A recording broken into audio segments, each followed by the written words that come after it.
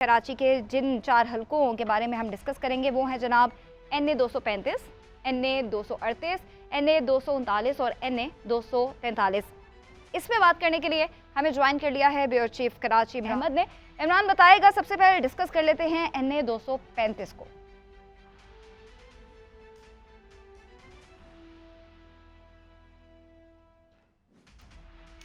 NA 235 जो है वो बड़ा MQM के हवाले से अगर आप बात करें तो बड़ा दिलचस्प मुकाबला होने जा रहा है। और ये जो NA 235 है ये बड़ा हसास इलाका है।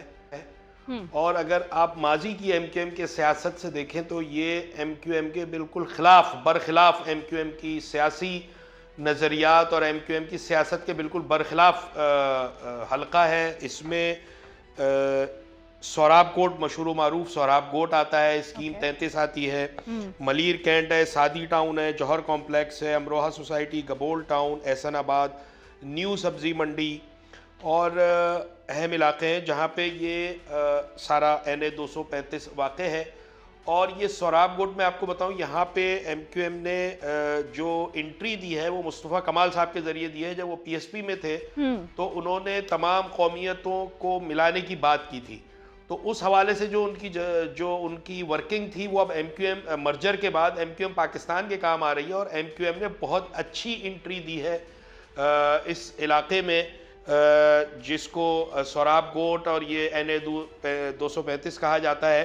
यहाँ पे MQM ने जो एक ताकतवर महसूद कबीले के एक पख्तून बिजनेसमैन है इकबाल महसूद, उनको टिकट दिया है। जबकि PTI ने सलीम सैफुर्रहमान खान को दिया है। जमात इस्लामी ने मेराजुल हदा सिद्दीकी को दिया है जो अहम रहनुमा है जमात इस्लामी के।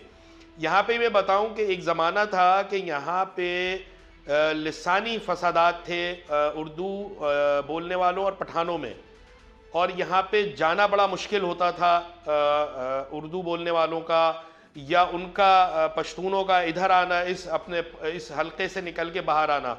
लेकिन बड़ी दिलचस्प और बहुत अच्छी पाकिस्तान के पॉइंट ऑफ व्यू से, कराची के पॉइंट ऑफ व्यू से मैं आपको बात करूं, आज जो सबसे मशहूर इमारत है जो सब पूरा पाकिस्तान जानता है, अल आसिफ स्क्वायर जो सोहराब कोट है, जहाँ पे बड़ा नो गो एरिया समझा जाता था MQM के हवाले से, आज वहाँ पर MQM के झंडे लगे हुए हैं। तो ये एक तो MQM के हवाले से अच्छी बात है और कराची के हवाले से कि ये एक लिसानी हम आहंगी हुई है जिसने कराची में बहुत अरसे तक खून खराबा रखा, उसको ख़त्म किया गया। और इसका क्रेडिट बहरहाल मुस्तफ़ा कमाल को जाता है, उन्होंने इस पर बड़ी मेहनत की है और यहाँ पे पोजीशन भी बहुत अच्छी है।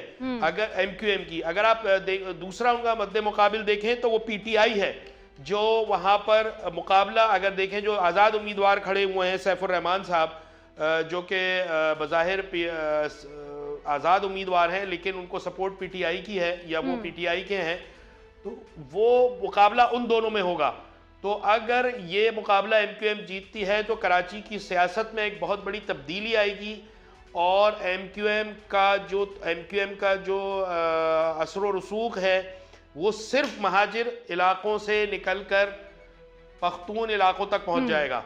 तो कराची के लिए एक अच्छी बात है, एक अच्छी पेशरफ्त है इस जानिब। अच्छा, और अब डिस्कस कर लेते हैं NA 238 को। ये जो हल्का है ये बहुत ख़ास हल्का है और बहुत ही अहम तरीन हल्का समझा जा रहा है। यहाँ से आज़ाद उम्मीदवार जो है इमरान, वो हलीम आदिल शेख हैं जो PTI की जानिब से यकीनन इलेक्शन लड़ रहे हैं। और इसके अलावा MQM ने यहाँ पे भी सादिक इफ्तिखार को मैदान में उतारा है और जमात सादिक। अच्छा, इसमें मैं आपको बताऊं ये बड़ा दिलचस्प है, इसमें हिस्सों में है लेकिन ज़्यादातर हिस्सा जो असर व रसूख है वो MQM का ही है। और फिर इसमें कुछ इलाका जैसे बहादराबाद है और आपका बहादराबाद है, शरफाबाद है और पटेल पाड़ा है, इसमें असर व रसूख जमात इस्लामी का है। अच्छा, ये दिलचस्प बात यह है कि इस हलके से ये रद्दोबदल के बाद हुआ है, जो नई हल्का बंदियाँ हुई थी उसमें रद्दोबदल हुआ था और 2018 के इंतखाबात के बाद ये जो है इस हलके से चेयरमैन PTI जीते थे, राइट, कराची से। ठीक। और उसके बाद वो नशिस्त खाली जब उन्होंने की तो उसमें फिर आलमगीर महसूद को उम्मीदवार के तौर पे खड़ा किया गया था और वो जीते थे। इसमें गुलशन इकबाल के मुख्तलिफ ब्लॉक हैं और PIB कॉलोनी है, मार्टन क्वार्टर्स है, जहांगीर रोड है, जमशेद रोड है, हैदराबाद कॉलोनी है, सोल्जर बाजार है। ये भी MQM का एक मजबूत गढ़ समझा जाता है। उसमें कुछ पॉकेट्स हैं जिसमें जमात इस्लामी अपना असर और सूख रखती है, लेकिन मजमूई तौर पे अगर आप देखें तो ये MQM की रिवायती नशिस्त है। ठीक ठीक ठीक। तो अच्छा इमरान, अगर मैं इलेक्शन कैंपेन के हवाले से बात करूं तो मुझे ये बताएगा कि ये जितने भी हमने अभी 2 हलकों को ही अभी डिस्कस किया है, तो इन दोनों हलकों में इलेक्शन कैंपेन की क्या सूरत हाल थी, लोगों का क्या कहना है? आप यकीनन हलकों में भी, हलकों की आवाम से भी आपकी मुलाकात होती होगी। वो तो एक अलग बात है कि 8 फरवरी को वो जिस पर ठप्पा लगाएंगे जीतेगा तो वही, लेकिन इलेक्शन कैंपेन के बाद की सूरत हाल क्या है, लोग क्या कहते हैं, किसकी तरफ ज़्यादा हैं?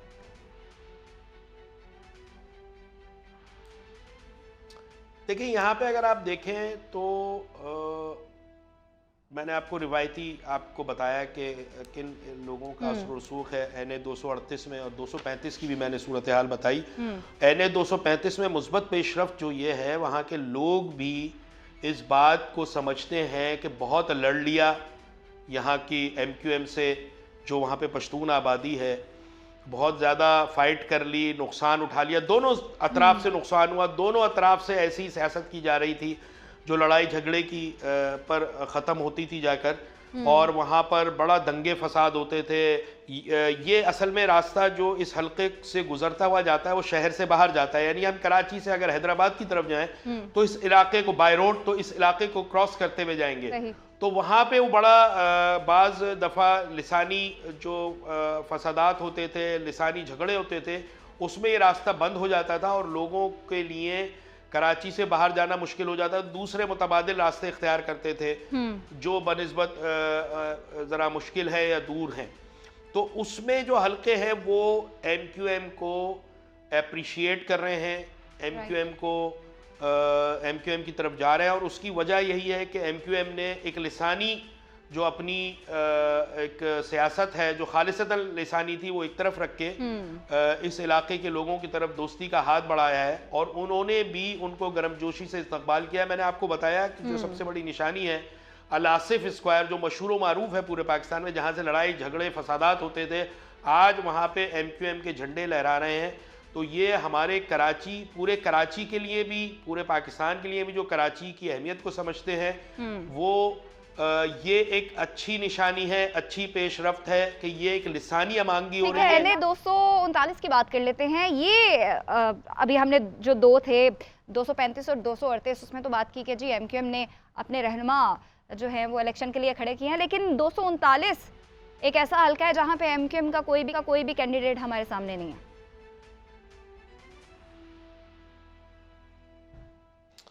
जी हाँ, यहाँ से चूंकि ये पीपल्स पार्टी की एक रिवायती सीट है और अब की नहीं है, बहुत पुरानी है, और MQM यहाँ पे इन्होंने अपना एक कोई उम्मीदवार नामजद नहीं किया, बल्कि यहाँ पर जो एक आज़ाद उम्मीदवार खड़े हुए हैं शकूर शाद, वो उनका एक लियारी ग्रैंड अलायंस टाइप का कुछ बना है, जिसमें लियारी के इलाके के छोटे छोटी जो पार्टियां हैं या ग्रुप्स हैं, उन्होंने मिलके इनको खड़ा किया है अब्दुल शकूर शाद को पीपल्स पार्टी के मुकाबले में। अब्दुल शकूर शाद ने 2018 के इलेक्शन में बिलावल भुट्टो को शिकस्त दी थी PTI के प्लेटफॉर्म से, ठीक, और अब जो है इनके मुकाबले पर हैं पीपल्स पार्टी के नबील गबोल साहब। तो कांटे का मुकाबला होने का इम्कान है, और क्योंकि लियारी के लोग वहाँ पे अमनो अमान की सूरत हाल जो 2013, 14, 12 उसमें लियारी गैंग वॉर और सारी जो लड़ाइयाँ थी, अमन कमेटी और पता नहीं ना जाने किन किन मंशियात, पानी, बिजली और ताकत और इख्तियार की जो जंग चल रही थी, उसमें हमारे लॉ इन्फोर्समेंट एजेंसीज जो हैं उन्होंने अपना किरदार अदा कर दिया। लेकिन अफसोसनाक बात यह है कि वो इलाका जो पीपल्स पार्टी का गढ़ है, जो पीपल्स पार्टी जहाँ से रिवायती उनकी जो है नशिस्त है, और जहाँ भुट्टो की जो है वो सबसे ज़्यादा नारे बुलंद होते थे, वहाँ पे बुनियादी ज़रूरतें जिसमें सेवरेज, पानी, बिजली, सड़कें, गैस और सफाई सुथराई, स्कूल,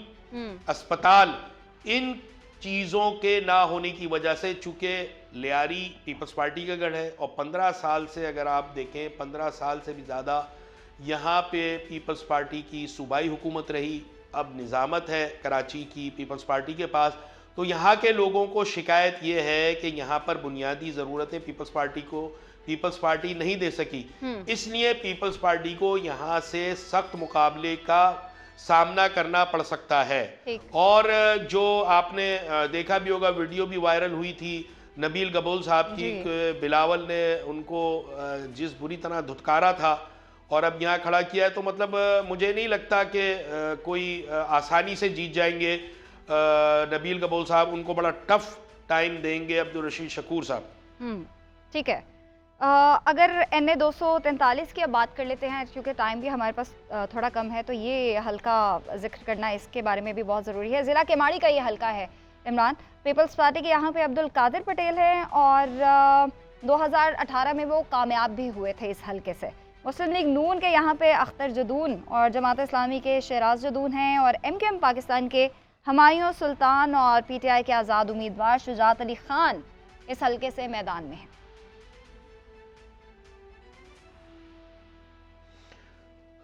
अच्छा, ये भी आप अगर देखें किमाड़ी का हल्का है और ये भी पश्तून अक्सरियत इलाका है और इसमें जो है पीपल्स पार्टी का रिवायती सीट है। पीपल्स पार्टी की यहाँ से अब्दुल कादिर पटेल, जो पिछले दौरे हुकूमत में अभी जो इमरान खान की हुकूमत ख़त्म होने के बाद जो PTM की हुकूमत आई थी, उसमें वज़ीर सेहत भी थे और वो यहीं के रिहायशी भी हैं, सालार साहिल भी कहलाते हैं समंदर करीब होने की वजह से।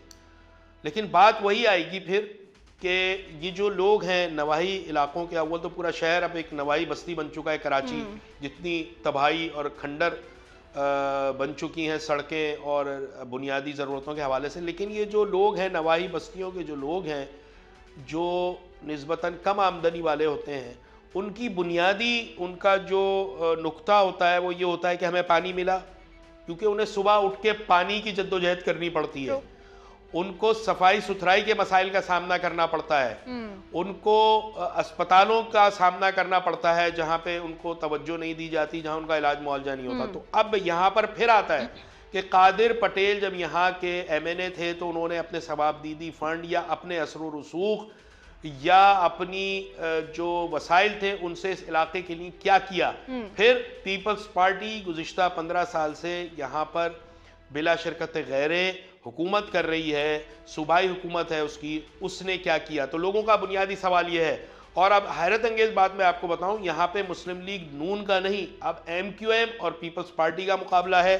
हुमायूं उस्मान हैं, आप जो था हुमायूं उस्मान है MQM के और कादिर पटेल पीपल्स पार्टी के हैं और इन्होंने बहुत बड़ा जलसा भी किया MQM ने, शायद 25 जनवरी को जलसा किया था या दिसंबर को, 25 दिसंबर को जलसा किया था। और उस जलसे से कोई 4-5 दिन पहले, हफ्ता भर पहले, वहाँ पे 3 कारकुनान को फायरिंग करके मार दिया गया था, टारगेट करके।